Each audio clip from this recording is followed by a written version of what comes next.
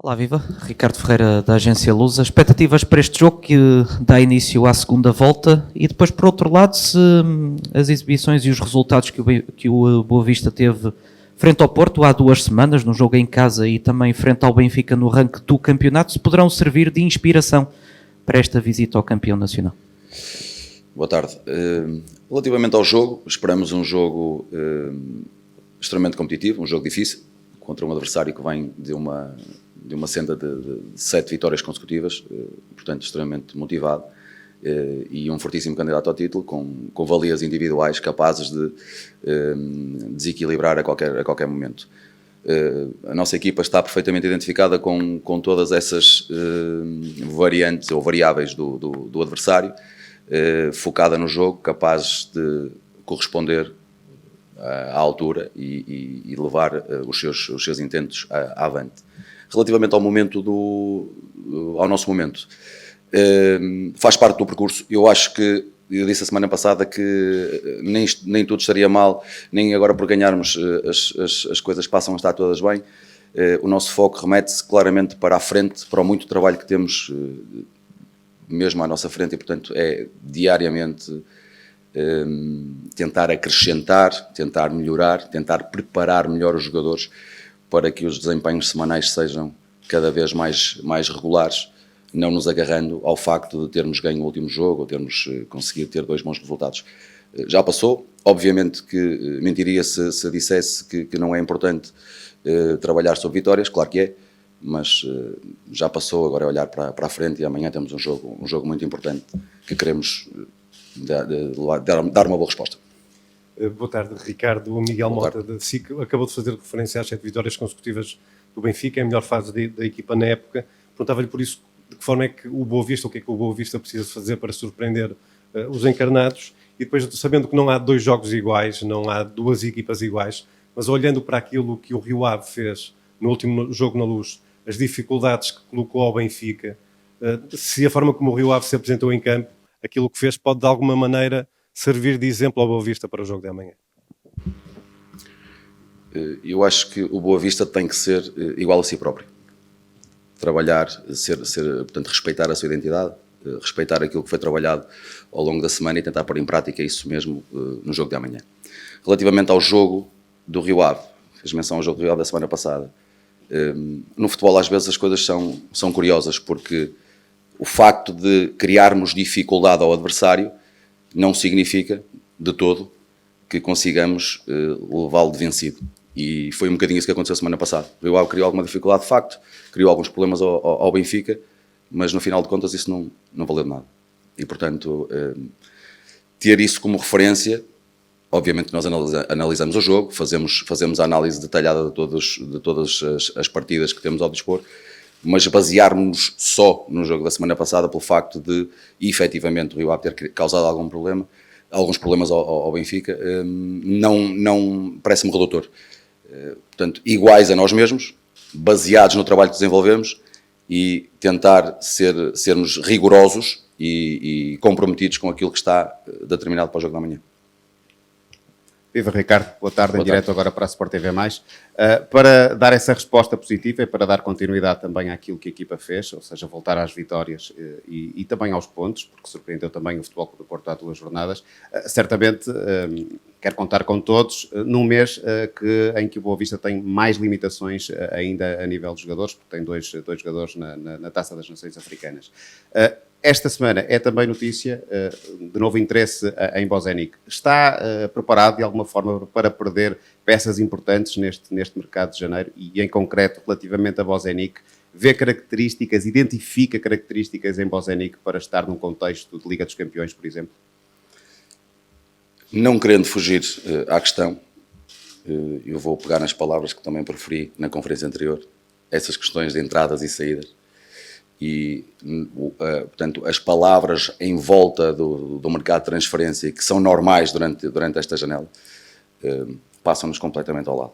Nós remetemos essas questões para a administração, estamos completamente focados, e digo isto por ser verdade, não é qualquer fuga à questão, estamos focados no trabalho, estamos focados em contar com os jogadores que cá temos, e o Robert é um dos jogadores que cá temos.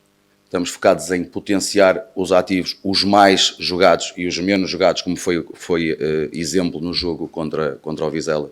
Utilizamos muitos jogadores, se calhar com menos minutos, e é de facto esse o mote do nosso dia-a-dia. Melhorar, trabalhar, desenvolver aqui as competências dos que temos ao dispor. As outras questões estão completamente remetidas para a administração e deixamos isso nas mãos deles. No caso do Bozanic, vê características nele para estar num patamar de Liga dos Campeões? Vejo características para crescer, para desenvolver amanhã o jogo com muita competência e irá ajudar-nos a conseguir desenvolver o nosso trabalho com toda a certeza. Ricardo, por vezes, e escutamos muitas vezes os treinadores dizer que no futebol é difícil contrariar o previsível. Há o exemplo, muitas vezes, que se referem aos treinadores, como contrariar o jogo do Sporting, do Ruben Amorim. No caso do Benfica, há algo que tem sido previsível nos últimos jogos, e esta época em particular, que são movimentos à profundidade do Rafa e depois o desequilíbrio do Rafa, que é servido ali de uma linha intermédia.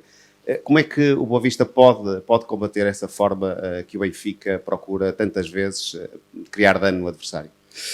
Em primeiro lugar, eu acho que o trabalho coletivo é a chave para nós termos competência nos vários momentos do jogo. E a organização defensiva, ou as transições defensivas, não fogem à regra.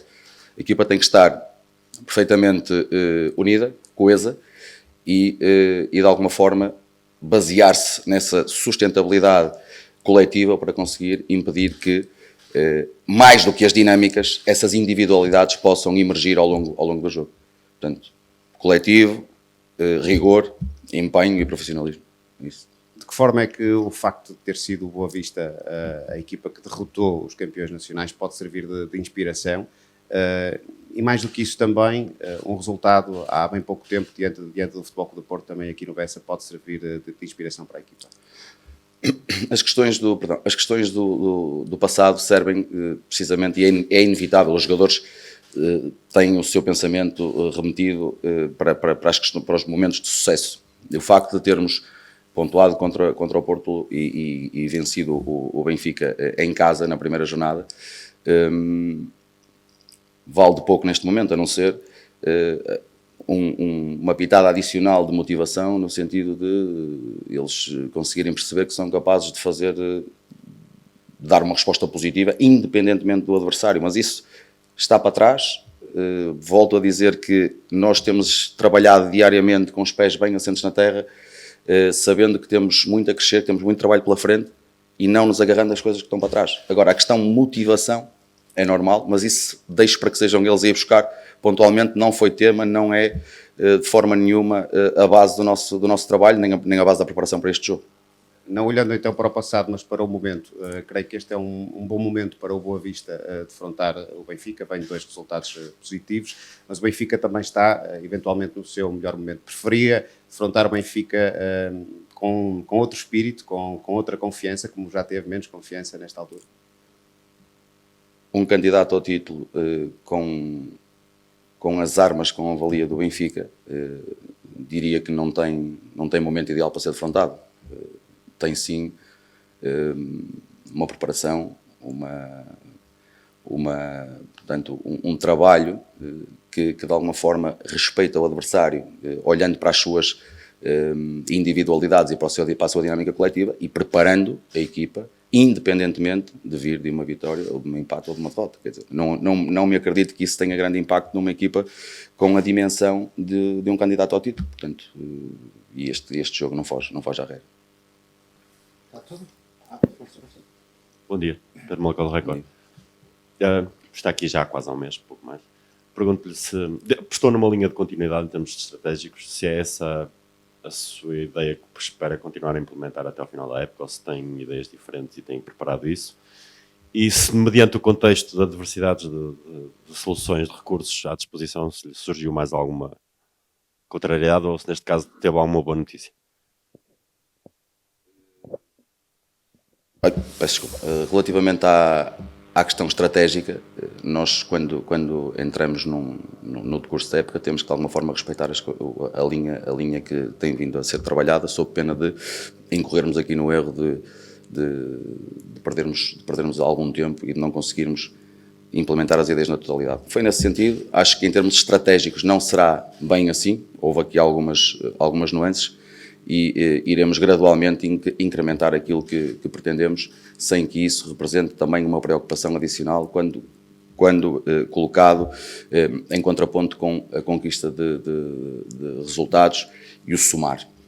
Relativamente aos indisponíveis, nós temos vindo de jogo para jogo a ter aqui alguns percalços, têm saído alguns jogadores com mazelas, assim tem sido os últimos 3 jogos, mas amanhã veremos como é que à partida estarão todos disponíveis, veremos no dia da manhã se aqueles que treinaram com algum condicionamento se apresentam disponíveis ou não. Ok? Obrigado. Boa tarde, obrigado.